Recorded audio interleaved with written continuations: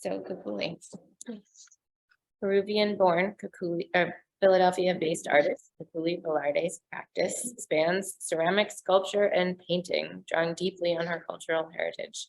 The artist's figures, which often take the form of imagined entities, layer self-portraiture with references to the ancient pottery of Peru, directly connecting with larger issues of gender and the effects of colonization on her home country.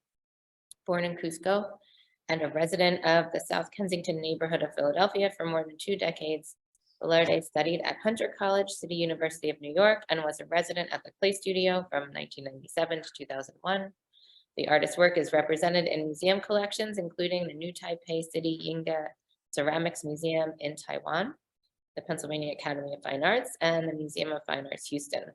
Velarde has been recognized with numerous recognitions, including a Guggenheim Fellowship in 2015, and the first U.S. solo exhibition of her paintings at Taller Puerto Riqueño in 2018, which was wonderful. Her work was recently included in New Grit, Art in Philly Now, a major exhibition at the Philadelphia Museum of Art.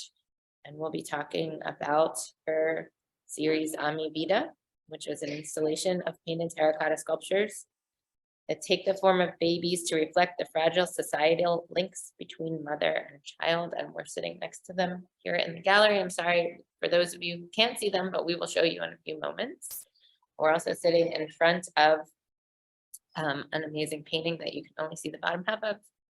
And we'll show you now, and then we'll show you again later, in case you were wondering what the top looked like. All right, we're gonna start with my question, which is how and why did you make the brave decision to make your life in art? Well, it was never a decision, to be honest. I was a prodigious child, according to my parents. And I had my first solo exhibition when I was 10. And I had every year a solo show until I turned 21, I think. And during that period, my father was a very supportive fan, sometimes a little too enthusiastic, because in a way he always wanted to be an artist, and the fact that I was quote unquote talented for him meant the possibility to be an artist through me, which sounds difficult if you think about the responsibility placed on a kid's shoulders, which should never happen. Parents should never live through their children, but that was the case. He always wanted to be an artist. He never got to be. He was a writer, and he was extremely enthusiastic. So since very early, I didn't see myself as anything else but. So in my case, it was never a matter of should I study art or should I do something else. It never crossed my mind that I could do something else. And when I went at 21, I left Peru in a way trying to be myself. And I went to Mexico and I wasted my, well, I didn't waste my time. I fell in love for the first time. My family was very conservative, didn't let me to have a life. So it was crazy to be finally by myself. And in those 2 years, I went to the graduate program of the Autónoma de Mexico. But I went as a continuing education student because I didn't have a bachelor's degree. And even at the moment in which I really didn't know if I wanted to paint, and as I felt that what I have been doing since being a kid was basically illustration, superficial in my point of view at that time. I wanted to understand what art was, and I wanted to understand myself as an artist. And in spite of that, I didn't see myself as anything else, which talks about how confused we are always. We have different ideas about ourselves and about the world that sometimes are contradicting. Mhm. Yeah. Anyway, so being an artist was never an issue. It was the easiest thing to be. and I came to the United States after my heart was broken in Mexico. And I decided to go to the university because what else, Mm. why not? I didn't think that I had to go because I wanted to be an artist. I just thought that I had to go because usually everybody goes to study art. When I went to Hunter, I didn't find myself in the art history courses, and I didn't find myself in the perspective, in the way that art was taught. And I didn't feel like art theory was contemplating people with my cultural background. And I really, I remember my drawing professor, which was great, Anthony Panzer. And I remember Susan Peterson, which was a pioneer in education in terms of inclusiveness in the ceramic realm. But I don't feel like I got imprinted much in the university in terms of what is art and what is an artist.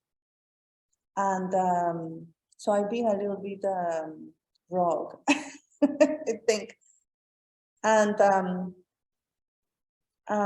I lived in I talked to you can cut me down. I can go and go and go. I'm be interested. I mean, I could, I could say that a lot of people, when I ask that question, say, I don't feel like it was a choice, which I try to contend, you have to wake up and make a choice every day, what you want to do. But I think that for you, you might be the only person who it really wasn't a choice because you were not presented with any other options and that your family had these expectations. But in another way, I mean, that must have been difficult, but there are many people who never even knew that being an artist was possible. And and the opposite is true. You never thought anything else was possible. So neither side is really great for a kid, Yeah. neither extreme, but I don't know that many other people who. But when I left Peru, it never crossed my mind to be anything else.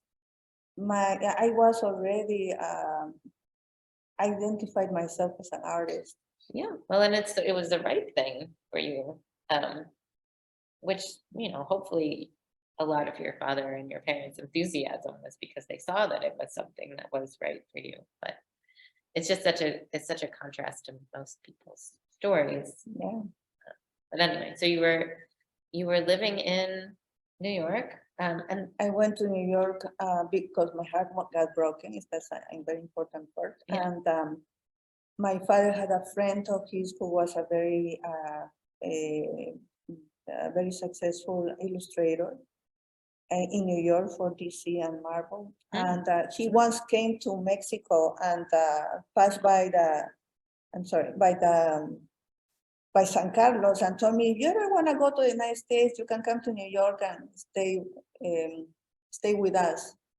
But it's something that many people say, like, we must have tea, coffee sometime or whatever. But I was in that moment, and a friend of mine was finishing her master's degree education, and I told her, let's go to New York. And we went to New York, and we stayed in his house with his children for a year. Now, in perspective, I see that wow, how could I do that? It's like there's a lot of things that you wonder, how was I, But fortunately, my friend fell in love with my father's friend, and they got married, and they are married up to now, Mm. 30 something years later, and they have been very happy married. So what I did, which was kind of selfish, to just get to somebody's house and stay for so long, and was great for them. Yeah, turned out. So, but anyway, I began studying at Hunter. Then the whole thing of the 500th anniversary of the colonization of the American was about to happen in 1991. I was living in a squatter building, which was not a sacrifice at all. A sacrifice would have been to have to work 5 days a week to pay an apartment. I always say that artists, we usually don't sacrifice ourselves. We sacrifice others, because what matters, which is the making of the work, is priority. And in my case, I stayed in the United States. I began working with clay because that was the material that allowed me to talk about what I felt in regards of the celebration of colonization in the Americas. And I don't know, my career in ceramics began with that moment of, I wouldn't say thanks to the 500th anniversary, but because of. And I kept going, and I was living happy in my apartment in the squatter building in the South Bronx. Mm. At a time in which the South Bronx was considered the most dangerous neighborhood in New York, which I never felt it was. So you were there, and that idea that ceramics is what spoke to you. So another question is, why is clay your medium, although you still have many other media? I know I've heard you say before that it was,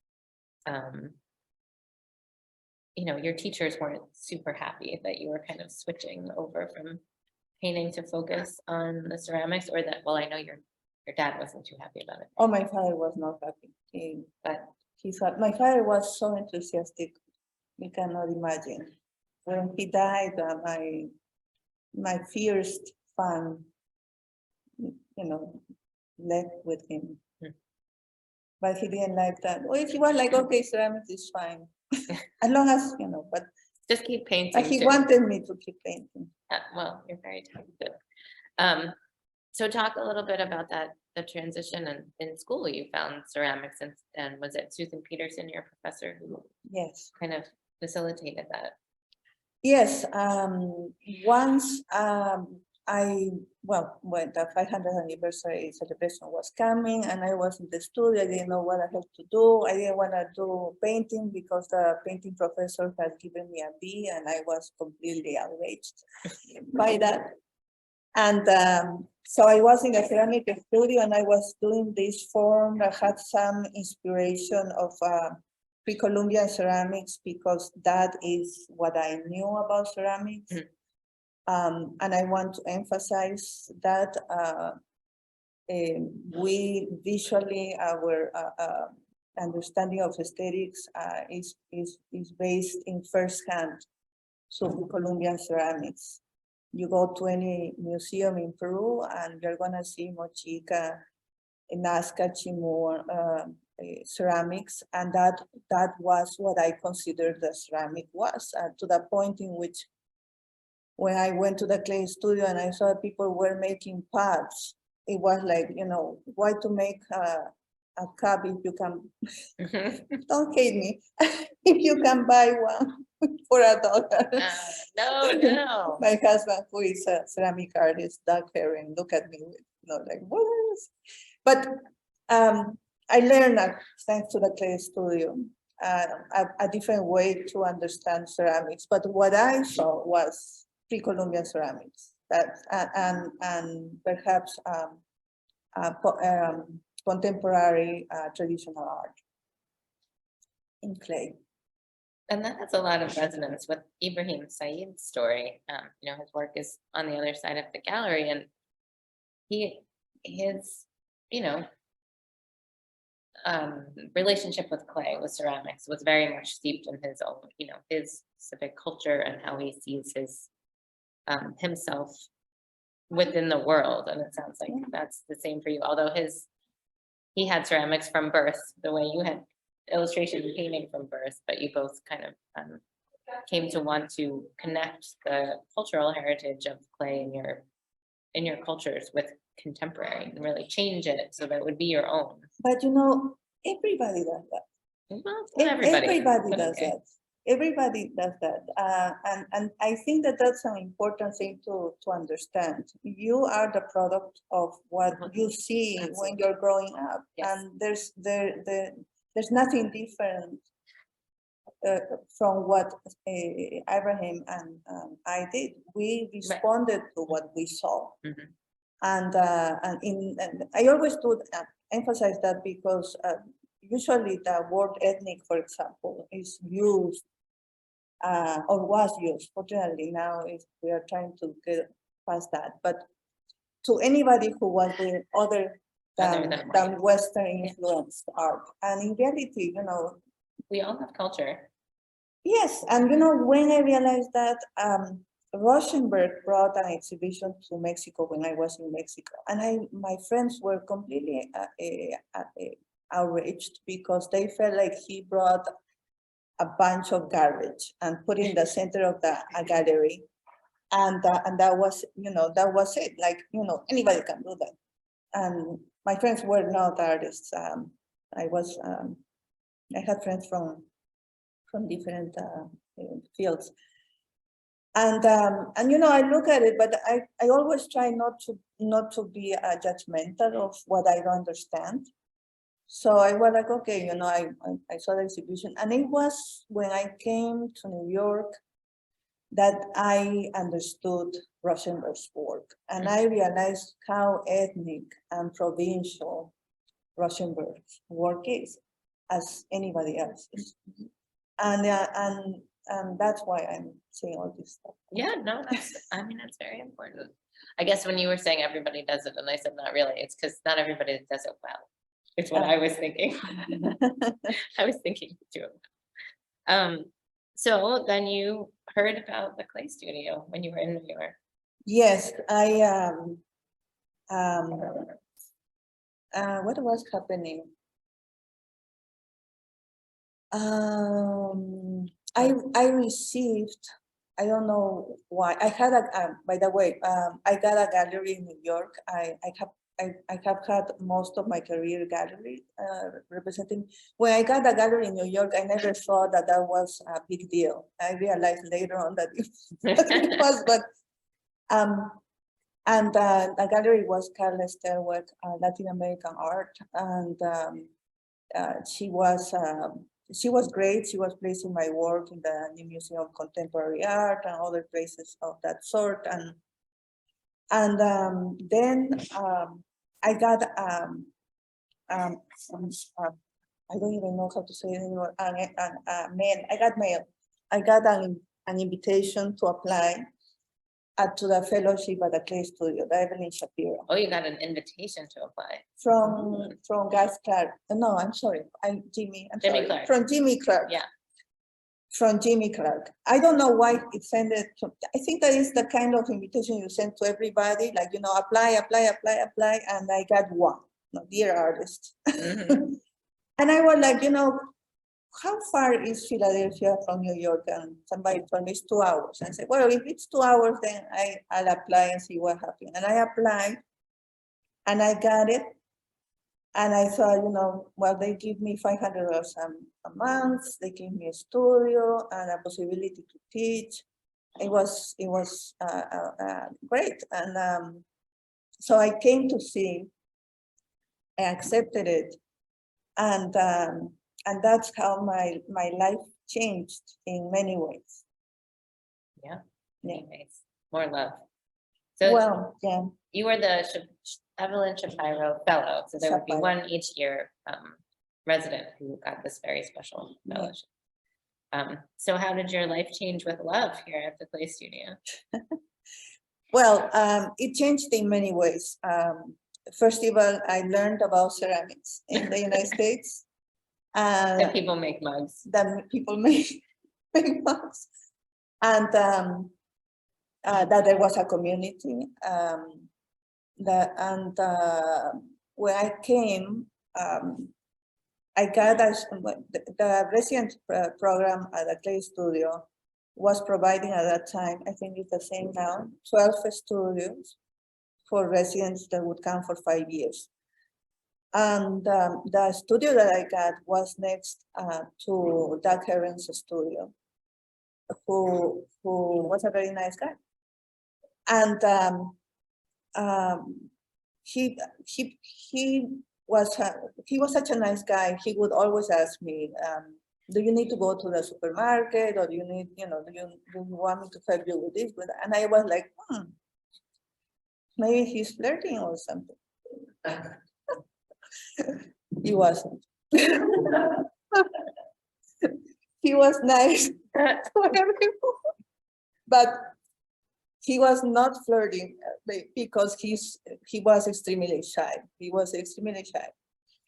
And later on, I knew that he wanted to flirt, but he didn't know how. But anyway, so that's how we started going around everywhere, to the supermarket first, then to have a lunch at a restaurant that was very close to the Clay Studio. And we were very poor, both of us, so we would go because it was $8 the plate of fish, and they give you bread and they gave you something to drink, everything for $8. So we began kind of dating without realizing. And then we were also roommates. And then, 25 years later, we have a 11-year-old. Oh, nice. Lovely. Thank you for sharing that personal part of your story with us. Yeah. So I don't think I've ever heard that idea before, that you thought, like, why are you making mugs? That's the best. So you were here, and you really did become part of the Philadelphia community, and you evolved your ceramics as you continued to paint as well, as we know. So I'll fast forward a little bit to when you and I met. I don't even know when the first time we met was, but I was very excited when we knew we were going to move to this neighborhood, and we were thinking about this exhibition.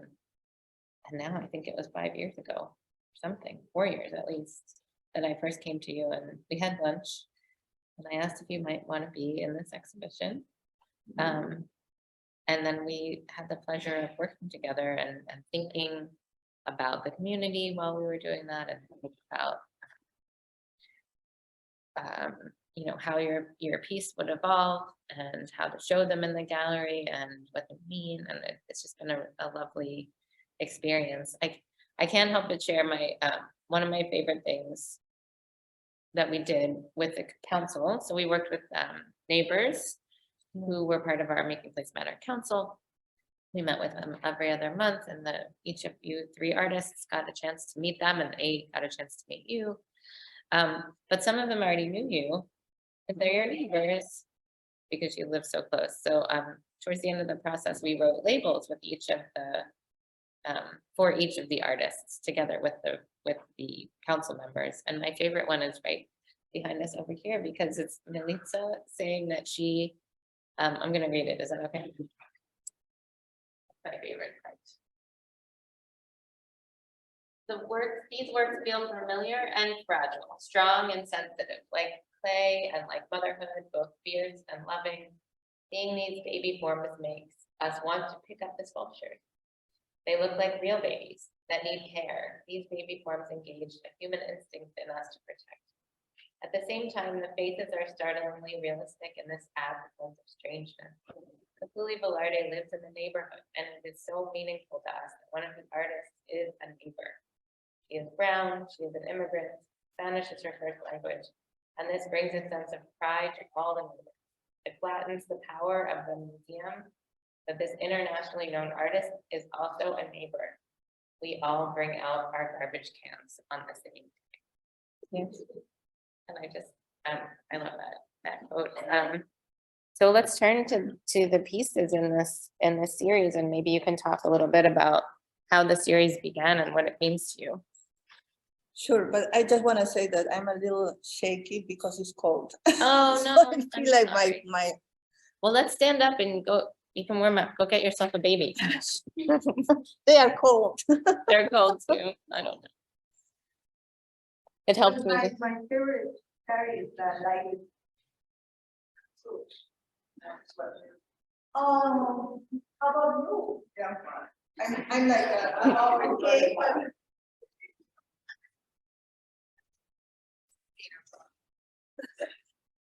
Thank Uh-oh, you so much. still backlit. That's what I like that Ah, I don't think they can see. they can't see. Sorry, everybody. I'm rolling you around. Sorry for the moving. Do you wanna go on the opposite? Yeah. I think if you come Or back if I again, just, yeah, it's just a window. That's all. There you go. okay. What do you do? You want to sit down? Okay. I'll hand it to you. There you go. No, it's fine. Okay. So Mm. the painting behind us was made first. Everybody want to see that again? Do you want to talk a little bit about when you made the painting? I made a painting. Well, Philadelphia has given me a lot, and one of the things was that I decided at 45 that I wanted to have a baby. I was not crazy about it, but I thought it would be a good idea. And I got an vitro in Peru because I wanted to do it in Peru. That was far much cheaper. And I got pregnant at 48, and I don't know. I was not obsessed with the idea. I thought, well, if it happens, happens, and if it doesn't, it's fine. And I guess that because I was so relaxed with that, it happened. And this painting, I began probably my fifth month or so, and I finished it 1 week before giving birth. And I feel like in this painting, I'm standing up proud because I'm finding myself beautiful at 48. And I felt that I was escaping the masculine gaze that has always told me what pretty is or what beautiful is. And in this moment, I was certain of my beauty in spite of that, you know, the dark nipples and the dark armpits and the swollen ankles and anything else. It didn't matter. It was beautiful. And I gave birth. And the first month was horrible. No. It's hard. It's hard. Yeah. But not horrible. It was very hard. But then, you know, it's hard, but you find in yourself feeling love that you never thought or imagined you could. It's a very particular way of loving. I always say I could die for my husband, and I celebrated that. I could die for my husband, but I could kill for my daughter. And thinking about her and the love that I have for her is that I also realize that I'm an older mother, and in the time that she lives, I'm gonna be old. You know, I'm turning 60 this year, and she's only 11. You know, you do the math, and it's not flattering. So at the beginning, I thought I want to make a piece that I can embrace with her face, because this is her face when she was 6. And I saw that photographs were not enough to feel the presence of the person who's absent. And I thought that making a piece that I could embrace, that I could carry, would give me, in a way, a piece, the nostalgia. I'm very dramatic. So, Yeah, but not bad. but then came this issue at the border, of children being separated from their parents, and it seemed to me such a criminal thing to do. I just cannot imagine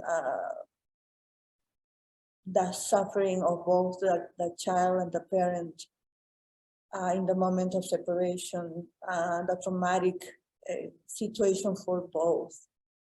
And the series got another meaning, which was, the importance of a live child and the relationship of that child with their family, and the need of that love. And I thought of these pieces that should be pieces that would reside and be contained within an embrace, not on a pedestal. Their best way to be is like this one is with me right now.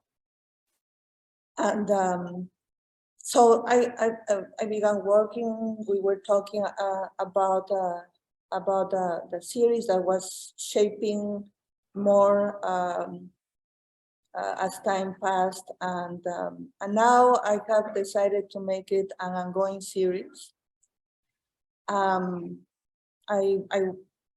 have made this summer a piece with a different face, the face of my 10-year-old. Now she's 11. But I made a mold of her face because now she's old enough.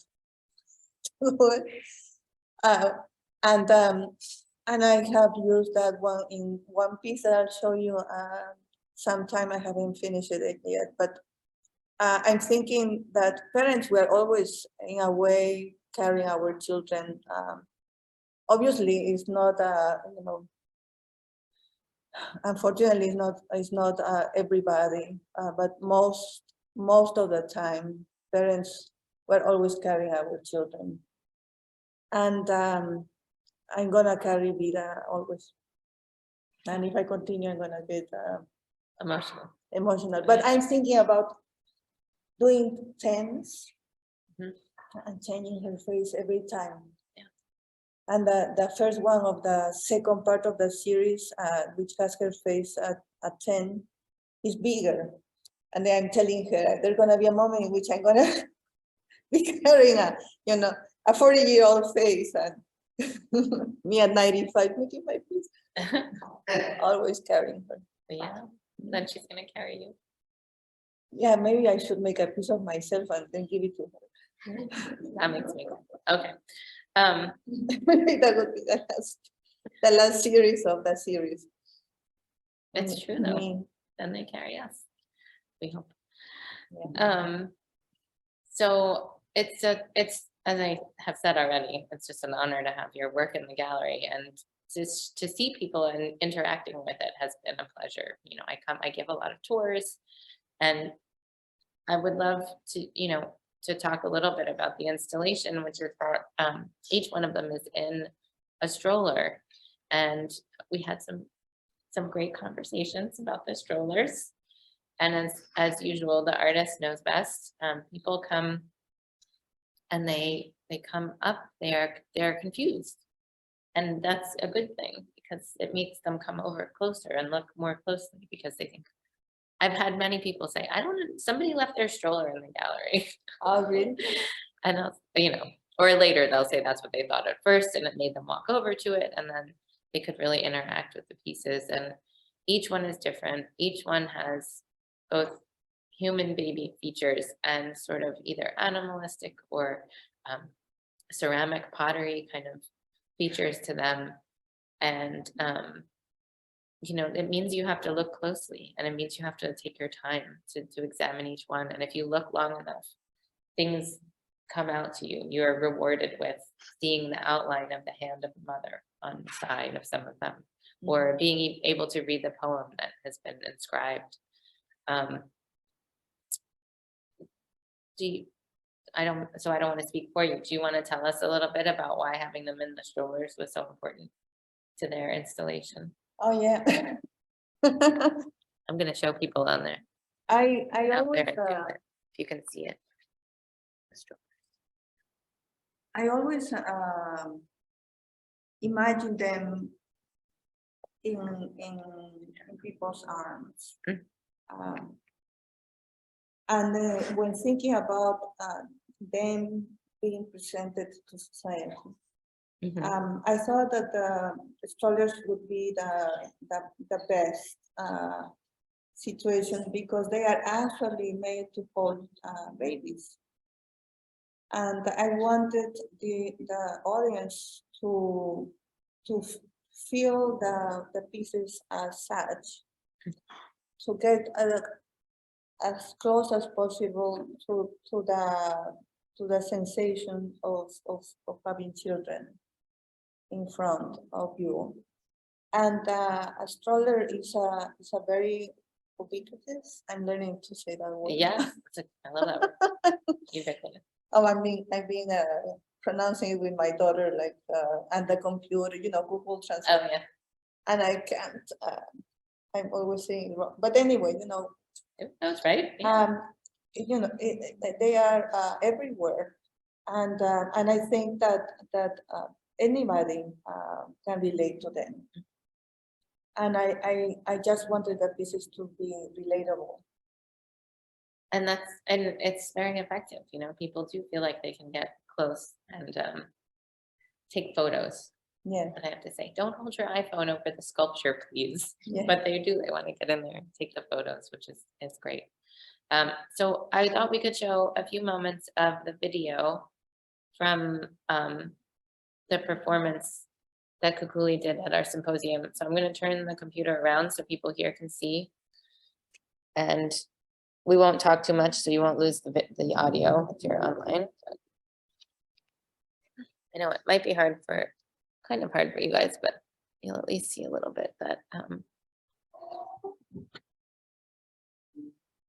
yeah, we were in the gallery. That's the very end. Let me go back.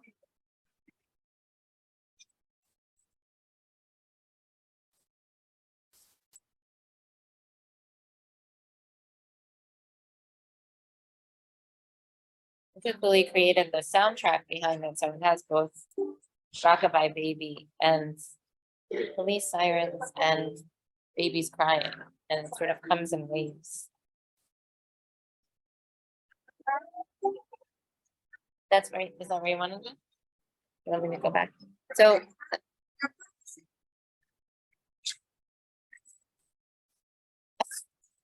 I feel the same way. Nobody else thinks it, but we all think it. So, and why don't you tell us then at the end, you gave one of them to an audience member, so you can talk a little bit about why that was important to you. Yeah, in the performance, at the beginning we had planned to give an audience a copy of one of the original pieces. But as time was getting closer, we were getting closer to the performance, I kept thinking that a copy is not the same. It doesn't have the same strength as a statement. And I wanted it to be a statement, and I wanted to be able to give the piece as if it were a child that I want you to protect. because when we have a ceramic piece in our hands, we know we have to protect it because it's fragile. And I feel like a child is far more fragile and far more valuable than a ceramic piece or more valuable than an artwork. And I wanted to make the point that I was trusting somebody, not something, but somebody of value. And because sometimes that's what parents have to do. They have to hope that somebody will care. And so I decided to give up one of the pieces of the series. I also like the idea because we, as the society that we live in, we try to see art also with a price tag. And sometimes the value of something is intangible, is the message or the concept or the intention, not the object in itself. And that doesn't mean that I consider my works not valuable and as an art piece, but the statement to me is more important. The understanding that children should be protected, and then that's what I decided to do it. That was it. It's the responsibility of all of us Yes. that we need to protect children in the world, in our society, all over the world, and that there are children everywhere who are in need of care. And then, so after you gave this woman the piece, which you didn't know who she was, you just chose someone. She, I explained to her that she was allowed to keep the piece, and she was overwhelmed, and said that she's a teacher. She's an art teacher, and she actually has used Kukuli's work in her classes in the past. So it was just extra special that this is a person who can now use that piece to teach children. So it's a wonderful outcome. No matter who it would have been, it was a wonderful gesture, and it was really lovely to talk about that. So you've talked a little bit about this continuing this series. I always like to ask what's next. I know you have some exhibitions either open right now or about to open. You want to tell us about some of the projects and also that you you were invited, just like you were invited. Dear artist, no, this one definitely said, Dear Kukuli, will you please teach at Skowhegan this summer? Oh, this summer that has passed. Yeah. So how was that? Wonderful experience. Oh, it's intense. It's intense. Skowhegan is an amazing place. The opportunity to live for 9 weeks with not only talented young artists, but also already with amazing careers. Exhibiting in the Whitney Biennial or things of that sort was beautiful to meet them, to get to know them as people, and to have conversations with artists that were first generation, immigrant children of immigrants who still carry the elements of the parents' identities, and have conversations about it, and in general extremely powerful. And I'm still in the process of understanding it. It's a very special place. You've been teaching at Tyler, which I know is really valuable to the students in that community. And then you have an exhibition right now. Oh, yeah. I've been teaching at Tyler at Micah. And at Micah. Yes. And I have an exhibition right now in San Antonio at the University of San Antonio Southwest, University of Texas at San Antonio Southwest. Corpus is an itinerant exhibition. It was first at Colorado Springs, the Museum of Colorado Springs, then at the Helsinki Institute, and now is at the galleries of the university in the southwest area, and it's gonna go to a couple of places more after that. So the exhibition is going right now. And that was a series that was in New Grit at the PMA. That part of it. was yes, five of them were at the PMA, and 5 of them years before went to the Gyeonggi Ceramic Biennial in South Korea and got a grand prize. So this series has taken a long time to make. I take a long time. You do, and are you working on different series at the same time? Or is No. it sort of you have to end one and then you Well, this is the only series that I plan to work alongside another, but usually I only dedicate myself to one piece of work at a time. So one of these pieces may take 2 months to make, just to get to the firing point, and probably 4 months. Like I do a couple a year, perhaps. So I go very slow, and I'm also an expert procrastinator. So all that mixed up is good thing to be an expert and things like that. I'm gonna take one more moment to ask you about the series because, sorry, I can't help thinking about the mud ball tomorrow. So one of these was very generously donated by Kukuli for our auction. And then I'm gonna ask if anyone has any questions. So can you tell us about the series? Which I'm not even gonna say out loud until I hear you pronounce it. Isichapuitu is a series. I'm glad that I have donated this piece from the Isichapuitu series because that piece was actually made at a clay studio. Oh my gosh, I didn't even know that. Okay. Yes, when I came to Philadelphia, I began working in this series, Isichapuitu, here. So most of the pieces, if not all, were made at the clay studio. And I thought it was fitting to have one of them returning. And I hope that you guys have the time to see it and maybe adopt it and help the clay studio. Please do. Yeah, and we have one upstairs in the collection. And I know this series is based on sort of your reinterpretation of a Peruvian myth. That's what I read about anyway.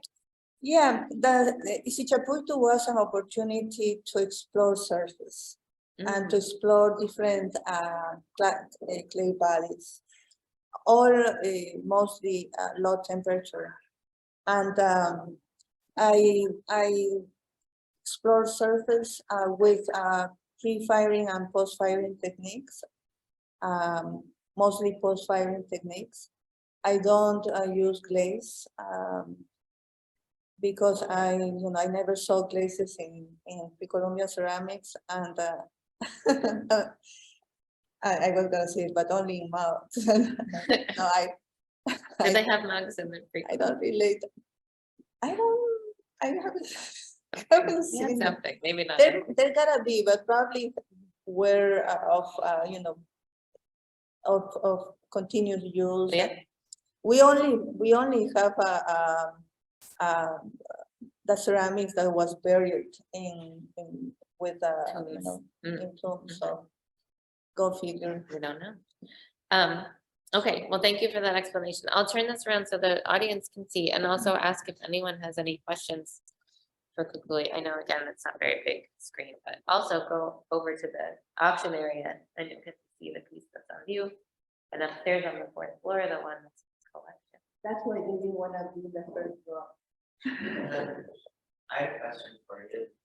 Can you talk a little bit about the colors in the painting, also in the surfaces, your pieces? I know you're saying that people are not using clays.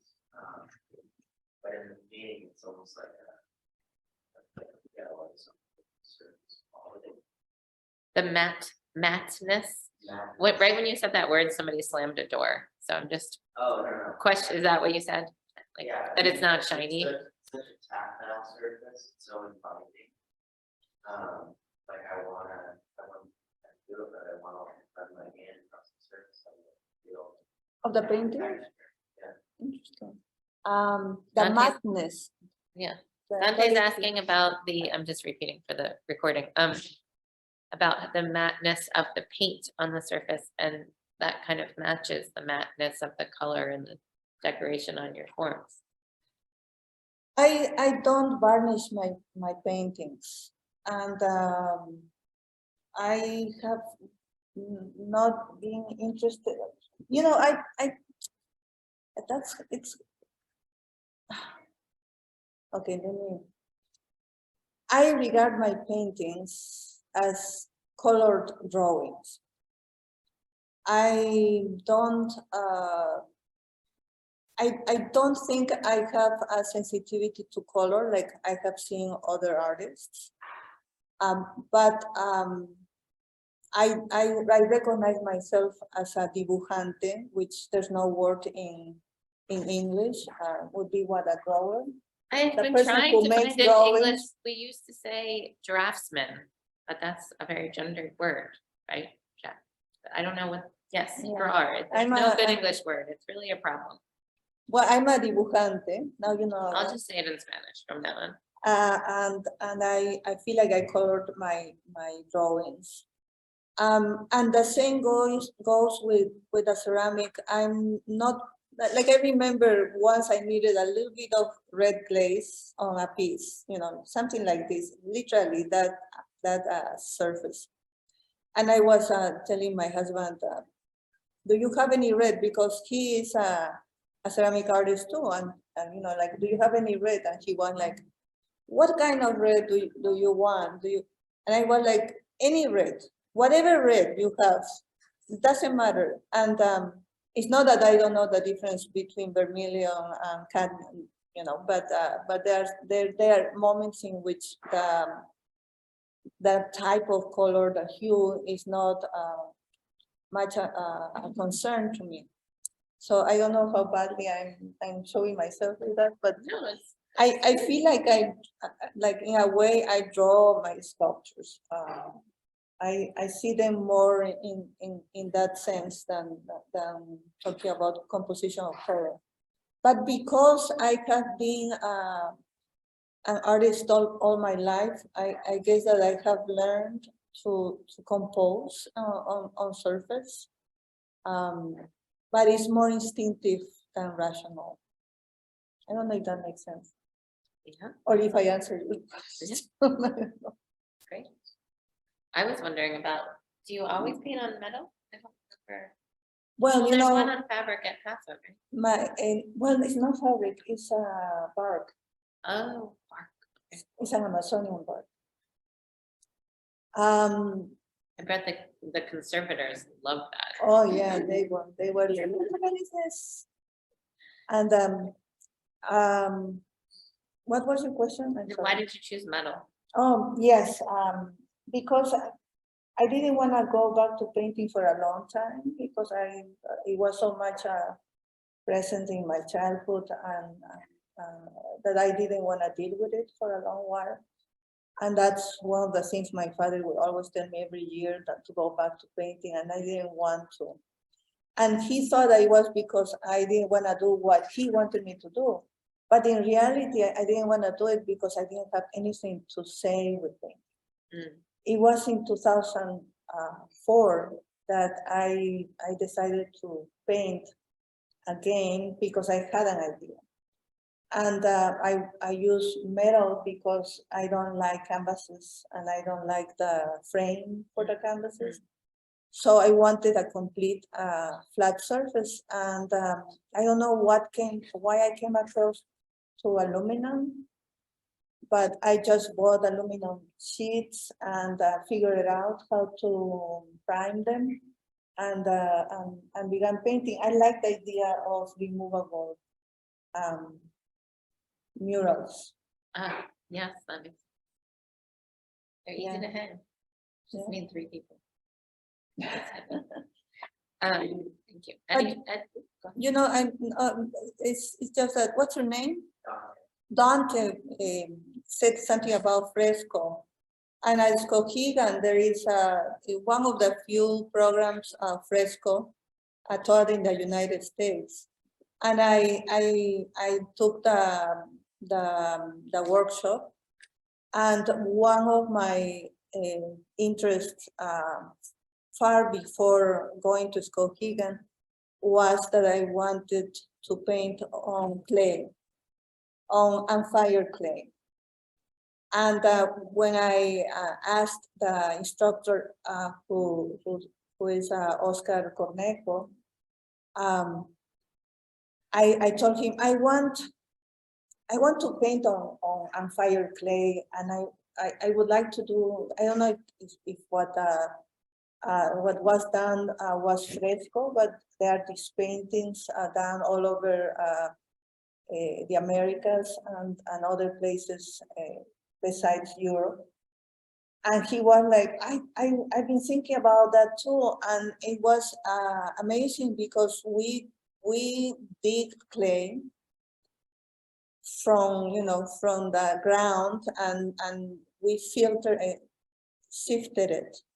And then we use a lime, and I mean, we went through the whole thing, and finally I paint a fresco on clay for Skowhegan. They have at the library 4x4 surfaces that several faculties have painted throughout the years. And he told me, do you want to do one? And I was like, yeah, let's make it on clay. So I'm exploring the possibility of working with unfired clay, first of all as painting, and later on as I learned the medium to make three-dimensional work with it. And it's actually something that I thought that the clay studio may be interested in the future. That sounds great. It would be great, a class of working with Adobe. Absolutely. This is the right place. But anyway, I'm just saying. See, it all comes full circle. Everything's connected. Thank you, Kukuli. I really appreciate your time today and working with you and continuing as our neighbor and our friend. Thank you, Jennifer. It has been always a pleasure to work with you, and the Clay Studio is a very special place for me. And to be in this exhibition has been a complete honor. So I think this is a very happy ending. I agree. Thank you.